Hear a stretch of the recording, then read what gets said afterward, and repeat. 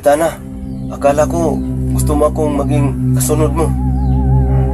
Akala ko ba gusto mo akong maging kasama mo ako? Noon yun, Luisito. At isa pa, lumagpas ka sa pinagkasunduan nating usapan. Pero, di ba kagabi po ang usapan natin? Oo, kaya lumagpas ka. Ang taong hindi marunong tumupad sa pinag-uusapan, ang taong hindi maaasahan. Kapitana, masahan mo po ako. Tama na. Hindi mo ako mauuto. Hindi mo na mabibilig ang ulo ko. Alam ko, isa ka sa kumakalaban sa akin na palihim. Alam ko, isa ang tinikling ni Telma at Fred. Hindi yan totoo, Kapitana. Ganun ba? So, ang ibig sabihin pala nito, mali ang impormasyon na nasagap ko? O sige. Para mapatunayan mo sa akin na totoo at sincere ang pagsama mo sa akin, patayin mo yung babaeng yan. Hindi. Patayin mo yung babaeng yan. Ngayon din, sa harapan ko.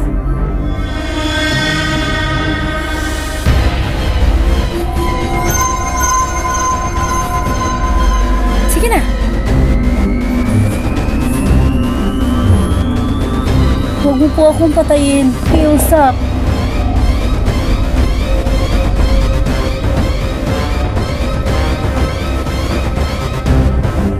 Luisito, sige na. Ngayon na po ba, Kapitana? Oo, ngayon na. Sige na. Manonood ako. Huwag po. Maawa po kayo sa akin. Pakiusap.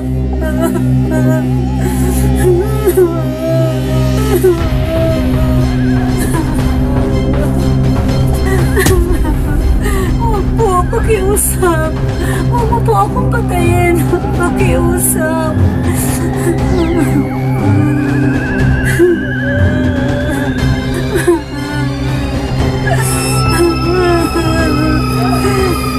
Huwag, Luisito! Huwag mo siyang patayin. Meron pa akong pinaglalaanan sa babaeng yan. Hindi ko siya papatayin, Kapitana. Hindi, Luisito. Sinusubukan na kita kung totoo ang pagsabi mo sa akin. Kung sincero ka sa pagsabi mo sa akin. Baka kasi pakawala ka ng kabilang kwanid na kumakalaban sa akin. Mahirap na. Salamat naman. Tumayo ka na dyan, Luisito.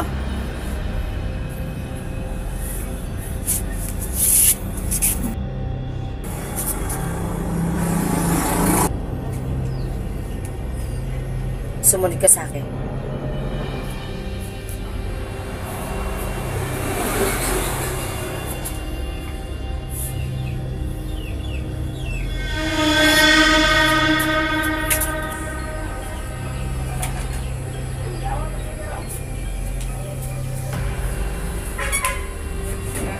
Ngayon, isa panig ka kita, Luisito.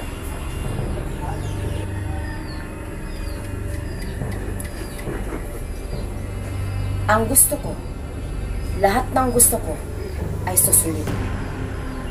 Lahat ng ayaw ko ay susundin mo. Ano po ba ang gusto mo at ayaw mo, Kapitana? Ang gusto ko, ako lang ang pagsisilbihan mo. Ako lang ang susundin mo. At ako lang ang kilalaning bagong leader ng barong ito. Masusunod po, Kapitana. Ano po ba ang ayaw nyo?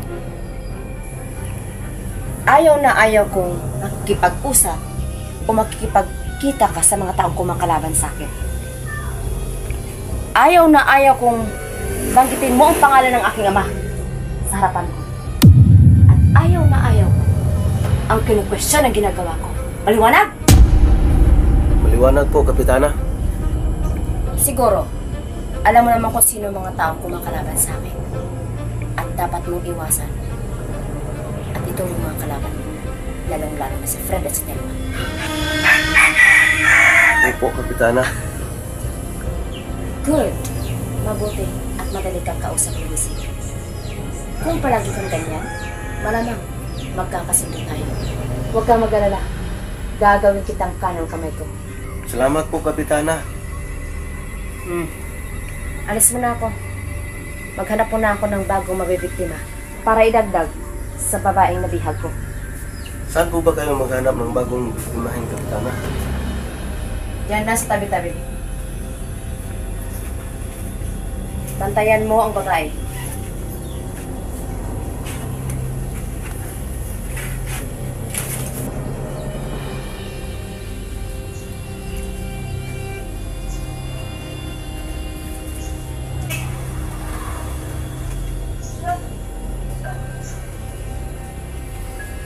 Kinabahan ako doon kanina.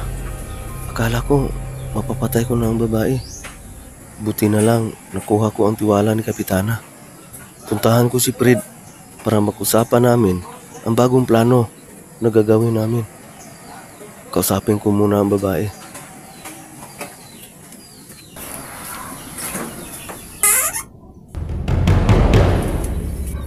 Huwag kang lumapit sa akin.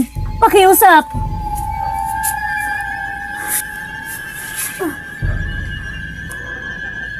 Huwag ka matakot sa akin. Diyan ka lang. Huwag mo akong patayin. Hindi kita papatayin. Nandito ako para tulungan kang makatakas. Ano? Tulungan mo ako makatakas? Oo, tutulungan kita. Hindi ako naniniwala sa'yo. Nililinlang mo lang ako. Iluloko mo lang ako. Papatayin mo ako. Magkapariho lang kayo ng babae. Mga demonyo kayo. Mga wala kayong puso. Masasama kayo. Masasama kayo. Makinig ka sa akin. Hindi kita ninilinlang. Hindi kita niluloko. Totoo ang sinabi ko. Tutulungan kita. Kung totoo ang sinabi mo, kung totoo hindi mo ko niloloko, pakawalan mo ko dito. Kalagan mo ko ngayon. Hindi pwede. Bakit hindi pwede? Hindi kita pwede pakawalan ngayon. Bakit ka hindi pwede? Kailangan ko pang makausap si Fred. Pinakamatanda sa amin. Ang tumayo bilang leader namin. Kung paano ka itakas dito ng ligtas. Bakit kailangan mo pa siyang kausapin? Pwede mo naman akong kalagan ngayon. Hindi nga pwede. Sobrang delikado. Kumalma ka lang. May lalabas din kita dito. Kailan? Basta maghintay ka lang. Aalis mo na ako. Iwan mo na kita. Babalik din ako kaagad. Hoy! Sandali lang! Hoy! Sandali!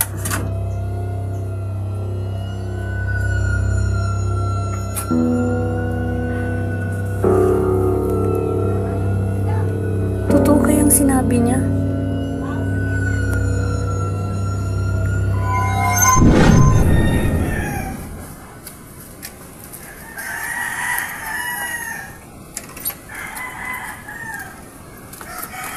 Pumasok na kayo. Bilisan nyo.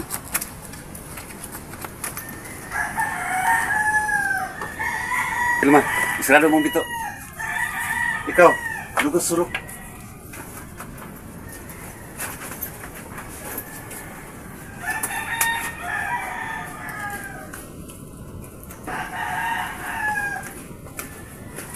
Fred, anong gagawin natin? Hindi ko pa alam, Telma.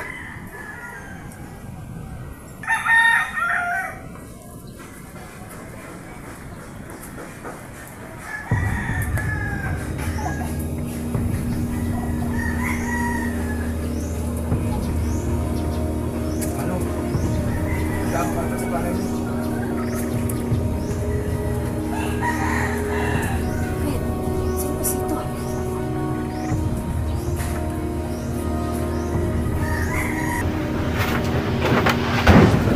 Diyan ka lang.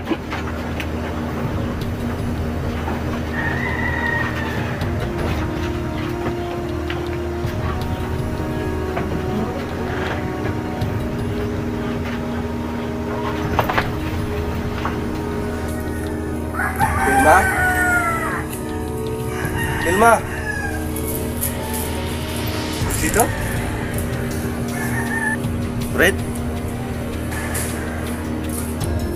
Luisito, musta ka? Okay lang ako, Tilma. Kumusta ang pinapagawa ko sa'yo? Nakita mo ba ang babae? Oo, Fred. Nakita ko siya. At buhay siya. Itinago siya ni Kapitana sa bahay niya. Buti naman, buhay siya. Fred, hindi maaaring magtagal ako dito. Baka makita ako ni Kapitana. Sige. Kaya mo bang itakas ang babae? Oo, kaya ko siyang itakas. Pero kailangan ko ng plano mula sa'yo.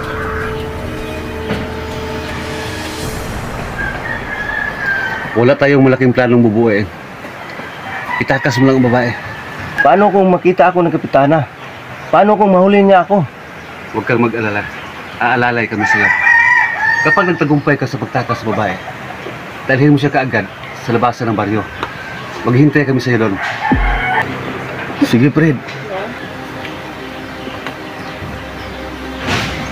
Alis na ako. Magkita na lang tayo mamayang gabi sa labasan ng baryo. Mag-ingat ka. Mag-ingat ka, Luisito. Alis na ako.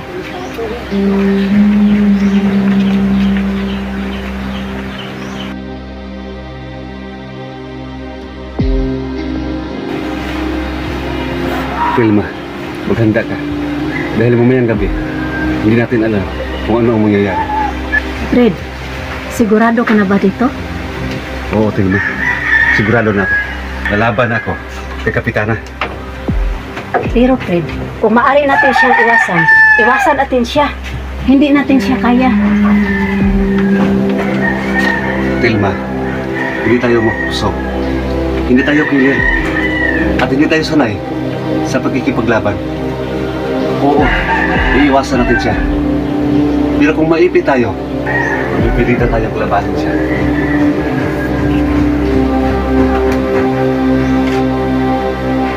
Fred, ipaalala ko na sa'yo. Anak siya ni Supremo. Minsan mo siyang naging alaga. Alam ko, Tilma. Hindi ako nakakalimot tungkol dyan. Ngunit, siya mismo ang nagbigay ng dahilan para klabanin mo siya. Nangigahaman siya sa kapangyarihan. Kahit sarili niyang ama, ay kinilaban niya. At ako, ay pinalaya siya sa baril nito. At sa mga ginawa niya, Tilma, ay sapat na maging rason na kalabanin ko siya. Fred,